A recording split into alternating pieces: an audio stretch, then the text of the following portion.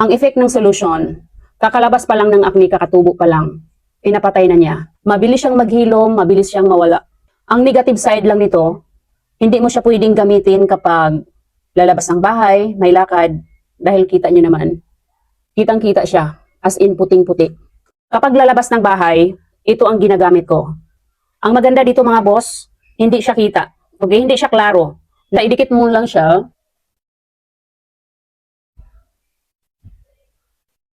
So, ayan siya, oh.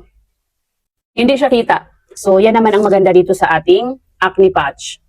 Para sa mabilis na epekto, mabilis maghupa, ito.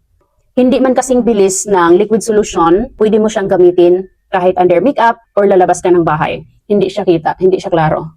Ayan, oh.